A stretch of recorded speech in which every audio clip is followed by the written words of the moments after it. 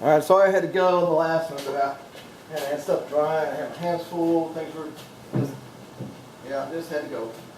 Anyway, what I'm doing now is I'm framing in for air conditioner, and the air conditioner is going to be a frigid air, which is a little bit different dimension than my LG that I always use. And make sure, remember all these holes we're drilling? Make sure you get that hole, because you don't want to have to go back and try to drill that.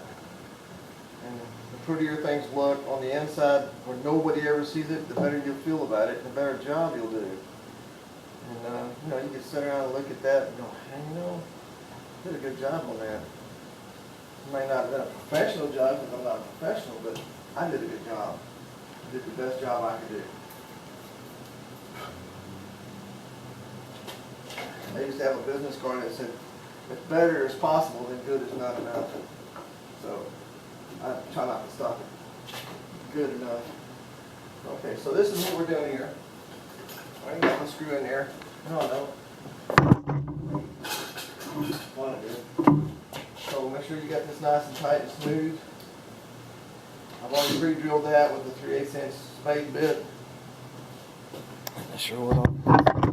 There we go. And then finished it all the way through with a smaller bit. Hear that squeaking a little bit? That should be just about right. Just about right.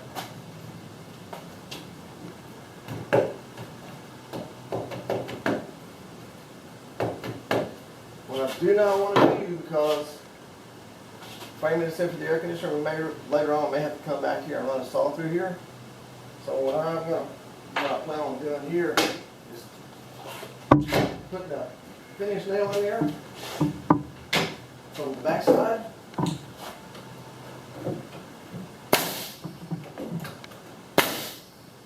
There's tons of glue on it.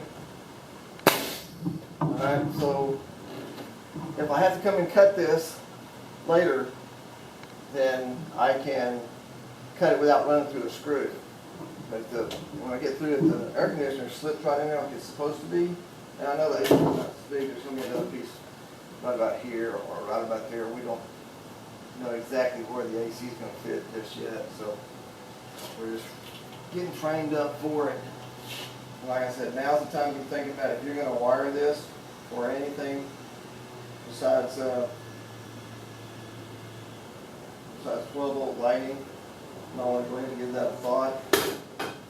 And then also, instead of wasting your time putting speakers in, you can do that. I mean, it's not really a waste of time, but remember, I'm old. So instead of spending time putting speakers in, and everybody's got all these fancy phones nowadays, got that Bluetooth thing, you can have speakers wherever you want to have speakers. They don't have to be wired in, and if they ever go bad, you don't have to take your trailer apart to replace all that.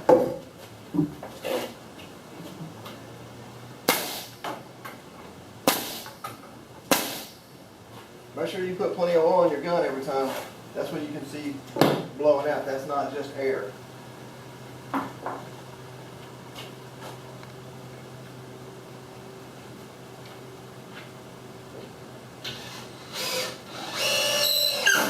There we go. See that little bit of glue come out right there? And just a little bit.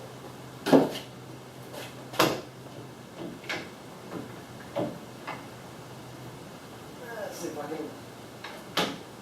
This whole clamp just about had it, I guess. Alright.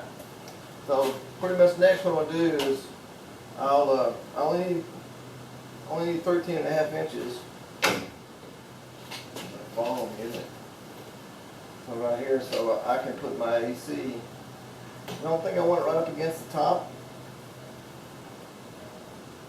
But the trailer does have a lot of what I call a bull bar that comes right across here. So we can't have it too low. You don't want it, you know, I don't think you really could have it too high. Alright, thanks for watching. This is the Benroy 5x8 Modified.